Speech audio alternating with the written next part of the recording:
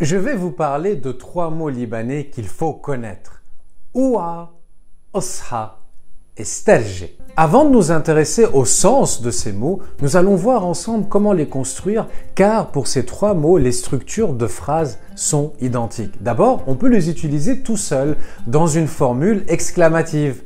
Oua, osha, sterje. Ou bien dans une phrase complète. Oua t'arreb alayye, osha t'arreb alayye, sterje t'arreb alayye. Pour ceux d'entre vous qui sont plutôt au niveau intermédiaire ou avancé, le verbe qu'on place juste ensuite se construit toujours au subjonctif. Commençons par oua. Dans oua, il y a une notion d'interdiction. Ça veut dire ne fais pas ça, je te l'interdis. Oua t'arreb alayye, en aucun cas tu ne t'approcheras de moi. Je t'interdis de t'approcher de moi. Oua t'arreb alayye. Osha, les amis, est très proche de oua. D'ailleurs, on peut vraiment obtenir à peu près le même sens avec les deux mots. Maintenant, je trouve qu'il y a quand même une légère nuance qui le diffère. On a vu que oua, c'était plus l'interdiction. Osha, c'est évite absolument de faire quelque chose. Il faut absolument éviter de faire telle ou telle chose. Donc, si je dis à quelqu'un Osha t'arreb alayye, bien sûr, il y a une forme d'interdiction, mais quelque part, je suis peut-être en train de lui dire « Surtout ne t'approche pas de moi, je suis malade. Je ne veux pas te contaminer. Sterje est beaucoup plus facile à nuancer, car là, il y a vraiment le défi. Je te mets au défi, je te menace. Sterje t'arreb alayye. Ose t'approcher de moi.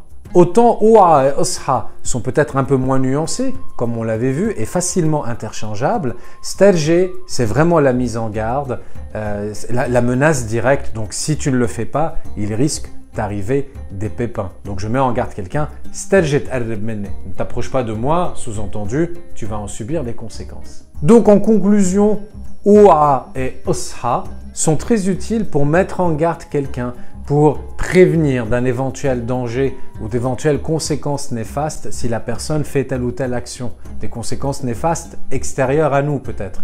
Par contre, sterje, c'est une menace directe, c'est une mise en garde. Et là, en fait, attention, tu risques de recevoir, tu risques de subir des conséquences venant de moi si tu ne prends pas au sérieux ma mise en garde.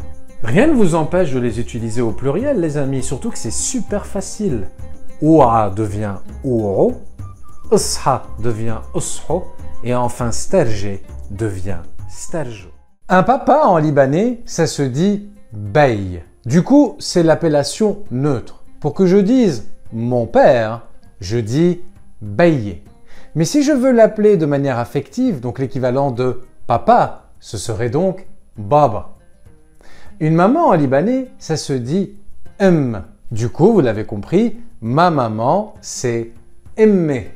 Mais si je veux l'appeler de manière affective comme maman en français, ça va nous donner en libanais mama. On continue avec les grands-parents. Un grand-père, c'est jed. Mon grand-père, jedde. Papi, de manière affective, jeddo. Une grand-mère, set. Ma grand-mère, sette. Mamie, en fait, l'équivalent de mamie. Alors attention, tenez-vous bien. Teta, à ne pas confondre avec la tata. En français, ça n'a rien à voir. Teta, c'est-à-dire ma grand-mère. J'ai tellement d'élèves qui me disent j'ai l'impression qu'ils l'appellent ma tante, teta, c'est comme en français. Non. Teta, c'est-à-dire mamie. Allez, on continue. On va parler des oncles et des tantes. Mais alors attention, vous le savez peut-être, au Liban, on va distinguer l'oncle maternel de l'oncle paternel, la tante maternelle de la tante paternelle. Je vous explique. L'oncle maternel, c'est khal. Et l'oncle paternel, c'est am.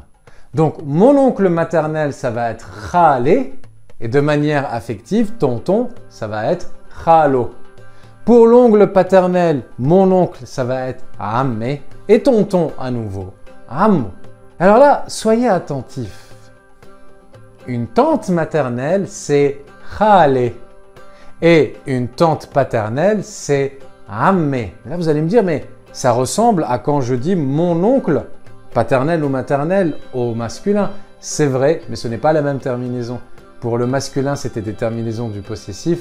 Et là, c'est ce qu'on appelle une terminaison du féminin. Si vous voulez en savoir plus, rien de plus simple, allez sur adeuxpasduliban.com pour prendre un rendez-vous pour un cours d'essai avec moi et qu'on puisse trouver ensemble une manière de progresser. Si vous n'avez pas le temps de prendre des rendez-vous parce que vous étudiez, vous travaillez, pas de souci, cliquez sur rejoindre, c'est juste en bas de la vidéo sur YouTube. J'ai préparé une vidéo explicative pour vous. On va pouvoir travailler ensemble de manière interactive via YouTube sans nécessairement avoir besoin de prendre rendez-vous. Du coup, ma tante maternelle, ça va me donner khalte et tata khalto. Et enfin, ma tante paternelle va donner amte, tata amto. Un frère, tout seul comme ça se dit khey, et une sœur, ça se dit ukht. Khey ou ukht. Maintenant, ce qui va nous intéresser, c'est de le passer au possessif. Mon frère kheyye, ma sœur ukhte. Je tiens à vous dire qu'on n'emploie pas forcément le possessif de frère et sœur pour vraiment parler de son frère. C'est affectif, mais ça peut être interprété différemment en fonction du contexte. Si vous êtes vraiment très ami avec quelqu'un, si vous lui dites « kheyye », vous le considérez comme un frère. Si vous êtes peut-être un peu moins ami, c'est peut-être une manière d'attirer l'attention, d'utiliser une espèce d'affect détourné pour réattirer l'attention vers son point de vue. Un cousin et une cousine. Alors là, c'est top parce que le travail a été fait dans la précédente vidéo. Je vous invite d'ailleurs à aller la voir, je vous mettrai le lien direct à la fin de celle-ci, puisque nous avions vu ensemble qu'il y avait une distinction entre les oncles et les tantes maternelles d'un côté et les oncles et tantes paternelles de l'autre. Et ça va se ressentir sur les cousins en fonction des enfants de qui ils sont. Donc c'est super facile. Si mon oncle paternel c'est Ammé, mon cousin du côté paternel sera donc Eben Ammé, le fils de mon oncle paternel. Et si c'est une cousine, Bent Ammé, la fille de mon oncle paternel. Vous avez compris la logique. On a donc Eben Benet Ammé, Eben Benet Amte, rebelote, Eben Benet Khale, Eben Benet Khalte. Allez, on s'occupe maintenant des amitiés. Il y a deux manières de parler d'amis. Un ami, ça peut être Rfi ou bien Sahib. Une amie, Rfi'a ou bien Sahbe. Et enfin, des amis, ça peut être Rif'a ou bien Ashab. On va travailler les possessifs de chacun. Donc, mon ami, ça peut être Fi'e ou bien Sahbe. Mon ami féminin, Fi'te ou bien Sahabte. Et enfin, au pluriel, Rif'ate ou bien Ashab. Et pour donc répondre à la question comment on distingue avec les petits amis, c'est justement les mots Sahib, Sahbe qui va permettre, en fonction du contexte évidemment, de parler plutôt de petits copains, petites copines. Sahbe, sahabte. Tout va dépendre du contexte, tout va dépendre de la personne que vous évoquez, bien évidemment. Je vais vous apprendre en 3 minutes comment dire « j'ai besoin de ». Pour cela, on va utiliser un petit mot très simple qui est le mot « les emlés ». Les emlés va se traduire littéralement par « il me faut ». J'ai besoin de.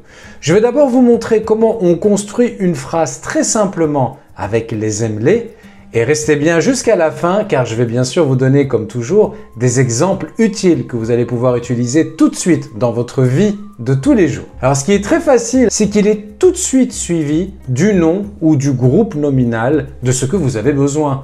Par exemple, les emlés tefeha. J'ai besoin d'une pomme. Il me faut une pomme. Quelques exemples que vous pouvez utiliser tout de suite dans la vie de tous les jours. Je veux aller en vacances. Il me faut ou j'ai besoin de lunettes de soleil.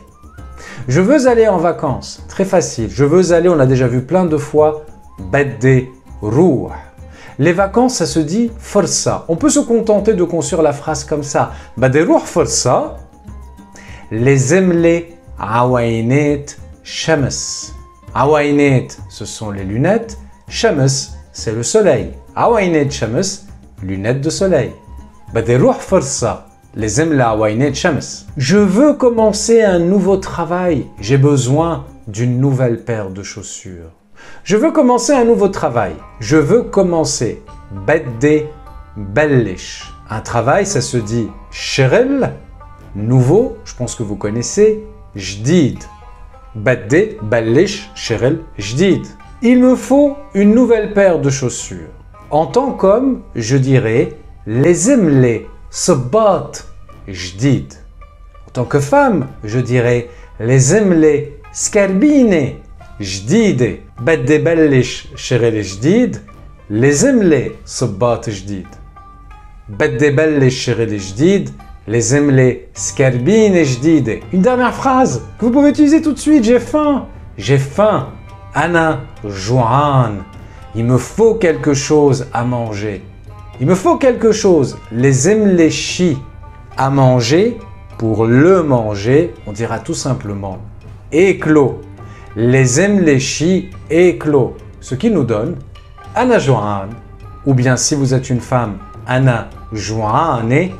لازم لي شي éclos. Un mot, un simple mot pour parler au futur, dire ce qu'on veut et dire ce qu'on a besoin. C'est magique, non? En plus, il est super facile. Laissez-moi vous présenter ça tout de suite, les amis. Le mot en question, on regarde notre tableau, c'est le mot بدي. Alors بدي en fait va se traduire la plupart du temps par je veux. Mais ce n'est pas un verbe, c'est ce qu'on appelle un mot verbal. Donc il ne va pas se conjuguer, il va se décliner avec des terminaisons qu'on appelle les terminaisons du possessif et que vous connaissez peut-être en intégralité quand vous dites à quelqu'un qui fac ou à une femme qui fake. Déjà là, vous êtes en train de les utiliser. Allez, on efface notre بدي et je vous montre ce que ça donne à toutes les personnes. Comme d'habitude, on va mettre nos 6 personnes. On se rappelle qu'on ne distinguera le masculin du féminin qu'aux deuxième et troisième personne du singulier, ce qui nous donne bad. On copie bad, bad, bad, bad, bad, qui est donc le radical. Bad ici aussi, puisqu'on va distinguer, comme on a dit, le masculin du féminin. On enlève les majuscules pour éviter des confusions avec certaines lettres et on y va. La terminaison de la première personne, c'est le « et ». بدي. Tu veux, quand je parle à un homme, بدك, comme kifak. Quand je parle à une femme, tu veux, بدك. Quand j'évoque un homme, il veut, بده. Une femme, elle veut, بدها. On termine comme ça nos 3 personnes du singulier. Je vous mets les terminaisons du possessif en rouge parce qu'il est très important de les connaître par cœur. C'est la base de la base du libanais. Qu'est-ce que ça nous donne au pluriel? Nous voulons badna, vous voulez badkon, et rappelez-vous, on ne va pas distinguer le masculin du féminin à la troisième personne du pluriel, donc ils ou elles veulent baddon, et comme on a fait tout à l'heure, on va mettre en relief nos terminaisons du possessif pour qu'elles nous sautent bien à l'œil. Badde, baddak, baddik, baddo, badda, badna, badkon, baddon. Il est ceci dit très dépendant du contexte. C'est le contexte qui va nous permettre de comprendre si on parle au futur, si on parle de ce qu'on veut ou si on parle d'un besoin. Laissez-moi vous montrer quelques exemples. Exemple 1. بدي سيارة جديدة تروح على الشغل. Littéralement, c'est je veux une nouvelle voiture, une voiture neuve pour aller au travail. Vu le contexte, et en plus si vous êtes au téléphone ou en face-à-face avec la personne qui vous explique que sa voiture actuelle ne marche plus très bien ou qui n'a pas du tout de voiture, là c'est une évidence, j'ai besoin d'une nouvelle voiture pour aller au travail.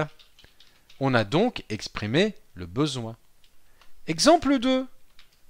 Chacun se raconte ce qu'il va faire cet été. Et moi je réponds, هل صيفية cet été, بدي روح à لبنان. Vu le contexte, c'est un futur.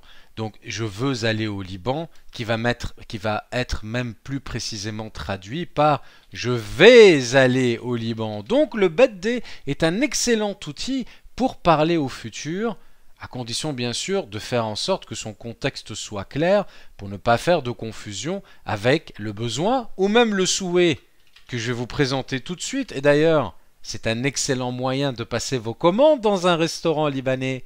Amol Marouf, bedde, sandwich, shawarma. Allez, j'ai faim. Ma hummus. Là, c'est je veux, je souhaite un sandwich shawarma. Je trouve plus mes lettres. Avec du hummus. Le futur, le besoin, le souhait. Oh là là, faire son linge, étendre son linge, passer l'aspirateur, que des tâches domestiques pénibles, mais dont malheureusement on ne peut pas s'en passer. Vous vous demandez comment on dit tout ça en libanais? Eh bien, vous êtes sur la bonne vidéo. Yallah. Pour chaque tâche qu'on va voir ensemble, j'aimerais bien que vous sachiez dire « je dois faire ceci » ou bien « j'ai des choses à faire ». Par exemple, je dois repasser, j'ai du repassage. Je vous explique ça, c'est super facile en libanais. Allez, on commence. Je dois faire une machine. Lezem rassel. Nos structures seront toujours avec lezem, ça veut dire il faut, je dois. Rassel, c'est le fait de laver son linge, de faire une machine. Comment on dit j'ai du lavage à faire? On n'a pas besoin de dire le à faire en libanais. J'ai ande du lavage, rassil. Ce qui nous donne lezem rassel, ande rassil. Après le lavage du linge vient évidemment le fait d'étendre son linge. Je dois étendre mon linge. Il y a un verbe très précis pour ça en libanais, c'est lezem nasher. Et donc, ande tenshir. Lezem nasher, ande tenshir. Et après vient le moment du repassage. J'ai horreur du repassage. Lezem ekwe. Je dois passer le fer, je dois faire du repassage, je dois repasser. J'ai du repassage, ande kawe. Lezem ekwe, ande kawe. Allez, on s'écarte un peu du linge. J'aimerais bien qu'on sache dire comment on dit qu'il faut qu'on balaye, qu'il faut qu'on passe l'aspirateur et qu'il faut tout simplement qu'on fasse du rangement. Je dois ranger. Lezem ratteb. J'ai du rangement, ande tertib. Je dois passer un coup de balai. Lezem kannes. J'ai du balayage à faire. Ande teknis. Et alors un dernier qui me fait beaucoup rire, parce que comme dans plusieurs langues, à partir de la marque, on a parfois créé des verbes et des mots. Et c'est le cas pour passer l'aspirateur, où en fait on parle de hoover. Donc on a un verbe, lezem hoover, ça veut dire que je dois passer l'aspirateur. Et pour dire que j'ai de l'aspirateur à faire, je dois passer l'aspirateur, on peut également dire ande to hoover. Donc un mot qui est également construit à partir de hoover. Peut-on vous voyer en libanais, les amis? Eh bien, la première réponse qui me vient à l'esprit, c'est non. Mais nous avons une manière de marquer la politesse qui est même encore plus appuyée que le vouvoiement en français. Et c'est pas parce que c'est plus appuyé que le vouvoiement en français que c'est rare. Au contraire, c'est assez fréquemment utilisé dans le libanais de tous les jours. Il s'agit d'utiliser le petit mot hadartak quand on s'adresse à un homme et hadartek quand on s'adresse à une femme. Ça veut dire littéralement ta présence. Vous êtes tous familiers avec le kifak pour dire comment vas-tu à un homme, kifek pour dire comment vas-tu à une femme. Eh bien, en partant du kif qui veut dire comment, on peut dire de manière très polie kif hadartak pour un homme, kif hadartek pour une femme. Un autre exemple, imaginons qu'on fait la connaissance de quelqu'un pour la première fois, on a envie de lui demander « Qu'est-ce que tu fais dans la vie ?» Chou, pta'amol, bel, hayet. Chou, c'est quoi? Qu'est-ce que? Pta'amol, tu fais, bel, dans la, hayet, vie. On prend cette même phrase, on lui rajoute hadartak ou hadartek et on obtient sa version beaucoup plus polie. Hadartak, chou pta'amol, bel, hayet. حضرتك شو بتعملي بالحياة. J'ai conjugué mon verbe أعمل en fonction du genre féminin. Dans quelles circonstances utiliser cette marque de politesse grâce à حضرتك et حضرتك? Eh bien, comme en français, on vous voirait spontanément quelqu'un qui a 10-15 ans de plus que nous, eh bien, on va faire exactement la même chose la première fois qu'on voit une personne plus âgée que nous, parce qu'elle nous a demandé l'heure, parce que je sais pas, ou quoi que ce soit. Eh bien, on peut le faire. Ce n'est pas une obligation, mais j'entends souvent effectivement s'adresser en disant حضرتك, حضرتك. Et à propos, un exemple que vous pouvez utiliser tout de suite. Je sais que vous êtes nombreux à me regarder en étant marié avec un ou une Libanaise ou en ayant un petit ami ou une petite amie libanaise. Eh bien, si vous êtes amené la première fois à faire la connaissance des beaux-parents, c'est tellement apprécié. La première fois que vous les rencontrez, le premier échange, de dire kif hadartak par exemple ou kif hadartek plutôt qu'un kifak ou qu'un kifé. C'est poli, c'est apprécié. Lors d'un entretien d'embauche, vous vous s'adresserez à votre future patronne ou à votre futur patron avec hadartak, hadartek. Et vice-versa, c'est pas une marque de politesse à sens unique. Une entreprise qui veut soigner son image de marque. Comme j'aime bien manger, vous le savez, pensons à un restaurant qui veut se donner une belle image. Eh bien, même s'il connaît son client, quand il l'accueille pour la première fois au courant d'une semaine ou d'un mois, il peut lui dire « Kif hadartak » ou bien « Shou betrid al-yom hadartak » »« Hadartak, shou betrid al-yom » On peut le mettre au début, on peut le mettre à la fin. Que désirez-vous? C'est joli. On peut également l'utiliser pour faire un peu d'humour ironique. « Shou hadartak mabsout qa'ad al canapé kil nahar ma am ta'mul shi » Ce qui donnerait en français quelque chose comme « Alors, monsieur est content à ne rien faire toute la journée sur le canapé ?» Il y a ce côté monsieur, sa seigneurie. Mais je vous ai prévenu dès le début, il y a des limites exactement comme le vouvoiement. Qu'est-ce qui se passe quand on vouvoie trop quelqu'un? On crée une distance. Donc tous les exemples que je vous ai donnés, les beaux-parents, la personne plus âgée que nous, au bout d'un moment dans un entretien d'embauche, etc. Même le restaurateur qui accueille son client, une fois, deux fois, après c'est fini. C'est pareil. Si quelqu'un nous tape sur l'épaule dans la rue, « Ouais, comment ça va ?» etc. alors qu'on ne le connaît pas ou qu'il nous manque de respect, on pourrait spontanément le vouvoyer. Mais vous êtes qui? On se connaît? Eh bien, on aurait exactement le même phénomène en libanais. « Min hadartak » ou bien « Min hadartek ». Qui êtes-vous? Pour me parler ainsi, sous-entendu. Donc attention, bien pour marquer la politesse, mais sans excès pour éviter de mettre en place la limite. Comment parler d'une destination en libanais? Kif bi'oulo matalan, comment on dit? Par exemple, je veux aller à Beyrouth. Alors, on regarde ça ensemble. Je veux badde, aller, rouh. Ma destination, je vais l'exprimer avec le petit mot a. Et Beyrouth, c'est Beyrouth. Ce qui me donne badde, rouh à Beyrouth, en vitesse normale, badde rouh à Beyrouth. Donc oui, c'est le petit mot a qui va me permettre d'exprimer ma destination. Badde rouh à Beyrouth, badde rouh à France, badde rouh à Belgique, ce que vous voulez. Mais vous avez peut-être déjà entendu des Libanais dire à peu près la même chose mais avec un autre mot. Allez, on efface notre a, on va le remplacer par la. Badde rouh la Beyrouth. Ce n'est pas exactement la destination. Je m'explique. Quand on dit badde rouh la Beyrouth, en français ça va donner je veux aller jusqu'à Beyrouth. Il n'y a plus tout à fait une notion de destination, mais plutôt une notion de but final, de finalité. Ça veut dire que ça sous-entend que peut-être il y avait des étapes avant. Peut-être que je fais un tour du monde et que je me suis arrêté dans plusieurs pays et que je veux aller jusqu'à Beyrouth. Badde rouh la Beyrouth.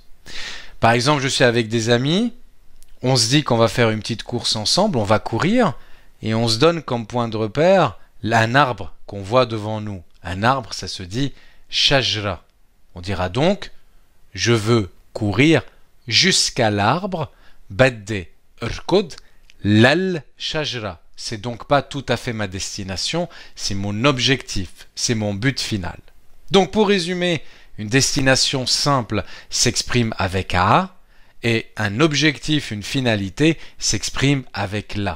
Comment montrer ce que vous voulez avec un simple mot en 3 lettres? Vous l'avez compris les amis, on va parler aujourd'hui des déterminants démonstratifs, ou plutôt du déterminant démonstratif, puisqu'il en existe qu'un seul en libanais et qui va vous permettre de dire ce, cet au masculin, cet au féminin et même c'est au pluriel. Dans les précédentes vidéos, on a appris ensemble à distinguer un nom commun non déterminé, par exemple taoule, qui veut dire une table, d'un nom commun déterminé. Si je prends le même mot, taoule, quand je veux le déterminer, quand je veux dire la table, je place devant le seul article qui existe, qui est l'article L.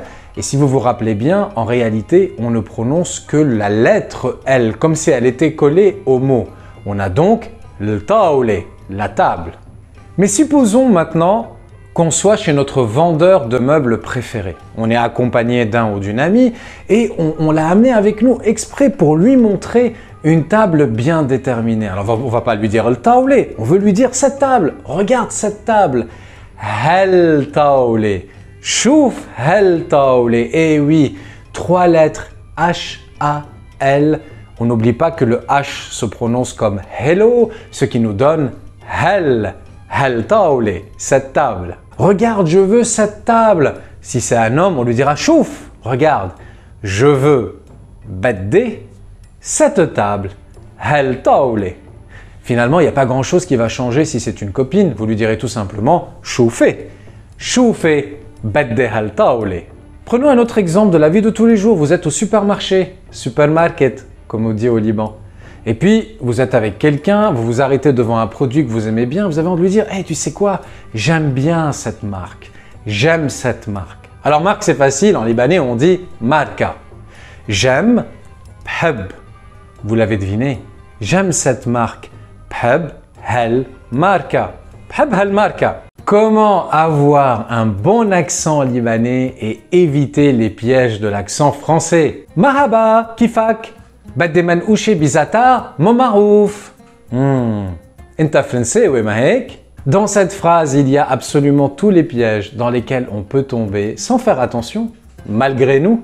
Et ces pièges-là vont effectivement trahir nos origines, ce qui n'est pas grave en soi, bien sûr, mais si vous avez envie effectivement de montrer votre bon niveau en libanais et de devenir un vrai caméléon sans laisser à l'autre la capacité ou la possibilité de deviner vos origines, eh bien, on va décortiquer cette phrase mot à mot et restez bien jusqu'au bout de cette vidéo car je vous donnerai la meilleure version avec un bon accent libanais. Commençons par l'erreur la plus courante, marhaba. Le fait d'être omnubilé par la présence du H. Parce que c'est vrai, si j'insiste autant pour écrire un 7 à la place du H, parce que ces deux lettres existent. Le H, c'est un H, comme hello, et le 7, c'est un H, comme quand on se brûle la gorge à cause d'un café trop chaud, ce qui nous donne marhaba. Et là-dedans aussi, on a le piège du R, mais je vous en parle dans quelques instants. Comment bien former son R en libanais. Prenons maintenant l'exemple du mot kifak ou bien manouché. Là, il y a une amélioration à faire au niveau de la musicalité de la langue. Le français est vraiment plus percutant, je dirais, que le libanais qui est un peu plus chantant. Donc, le kifak, on prendra le temps de chanter, entre guillemets, le i en disant kifak. Et pareil, dans manouché, on prendra le temps sur le ou. Manouché, kifak. Manouché. Une erreur très courante que je vois, et celle-là, elle ne pardonne pas, c'est le non-respect de la shaddé. La shaddé, c'est le fait d'appuyer une consonne. Quand on l'écrit en alphabet latin, on double tout simplement la consonne. Par exemple, quand je veux dire « je veux », baddé, j'écris 2D exprès. Et l'une des erreurs les plus courantes que j'entends en cours, c'est tout simplement ne pas respecter ce double D. On entend alors « badé ». Non, badé, c'est comme s'il n'y avait qu'un seul D et c'est typiquement français comme accent. On prendra donc le temps d'appuyer son D pour obtenir un joli badé. À la fin de cette vidéo, on fera toute la phrase avec l'accent libanais le plus simple et le plus naturel possible. Mais pour le moment, prenons quelques instants pour accueillir les nouveaux. Ahla ou sahla à tous les nouveaux abonnés d'À 2 pas du Liban. J'ai le plaisir d'animer cette chaîne, d'animer cette véritable école de libanais en ligne qui est À 2 pas du Liban. Si vous voulez d'ailleurs vous inscrire en cours avec moi, C'est très facile, il vous suffit d'aller sur le site à2pasduliban.com ou vous pouvez m'envoyer directement un mail à 2pasduliban@gmail.com. On fera connaissance, on mettra en place un cours d'essai et nous verrons comment progresser ensemble de la meilleure façon possible. Et si vous aimez notre contenu, abonnez-vous à la chaîne et cliquez sur la cloche pour que YouTube vous avertisse quand je mets en ligne une nouvelle vidéo. Et n'oubliez pas de cliquer sur le pouce vers le haut en bas de la vidéo quand celle-ci vous plaît. Je vous invite également à prendre le temps de parcourir les playlists de la chaîne à 2 pas du Liban parce qu'en plus du libanais, on adore avec ma femme Marie vous parler de la culture francophone du Liban. On vous parle de films, on vous parle de séries, on vous parle de cuisine. Allez faire un tour. On attaque deux autres mots. Zatar, Mol Marouf. Ici, on a le non-respect du Ain que je représente effectivement par le chiffre 3. Ain, ce qui nous donne Za. Je prends le temps, pareil, il y a une question de musicalité de la langue. Zatar. Mol Marouf. Je dois entendre le Ain au début de Mol et non pas Mol, comme si le 3 n'existait pas. Mol, et je ne dois pas entendre Marouf, mais Marouf. Mol Marouf. Dans ces mêmes exemples, on a le problème du R. Il faut absolument s'entraîner à retirer le R français, le R, et le remplacer par un R plus roulé, un R à l'espagnol. Le R français, R, en fait, il va venir faire vibrer le palais juste derrière le nez. Alors que le R libanais, le R, va nécessiter une vibration de la langue qui vient taper presque sur les dents. Les deux. R, R. Zatar. Mol Marouf. Marouf. Alors, il faut surtout pas également tomber dans le piège de trop l'accentuer. Avec l'entraînement, on arrivera à distinguer les deux sons et à rouler correctement son R pour qu'il ne soit pas trop appuyé et qu'il ne soit pas français. Mol Marouf. Zatar. Allez, je vous ai promis la phrase finale. On va éviter le Mahaba Kifak Badema Ouche Bizatar Mol Marouf. On va plutôt faire quelque chose qui va ressembler à Marhaba Kifak Badde Manouche Bizatar Mol Marouf. Je vous invite à vous entraîner et avec le temps, vous aurez une vitesse à peu près normale. Marhaba Kifak Badde Manouche Bizatar Mol Marouf. Est-ce que vous rencontrez d'autres types de difficultés quand vous êtes amené à prononcer le libanais? Si c'est le cas, n'hésitez pas à me le dire dans les commentaires. Peut-être que ça va m'inspirer pour une autre vidéo dans cette même série afin que je puisse vous aider et vous conseiller du mieux possible. D'une manière générale, ce n'est pas facile. N'allez pas croire que ce soit facile. Ça demande de l'entraînement, comme quand on apprend à chanter ou à jouer d'un instrument de musique. C'est la même chose. Je vous affiche dans quelques instants à côté de moi une playlist qui va reprendre toutes les vidéos de la chaîne en rapport avec l'apprentissage du libanais. On s'y retrouve dans quelques instants. Yalla, bchoufkoun, bi vidéo jdide. Tubo halkoun ktir. Bye bye, halwin.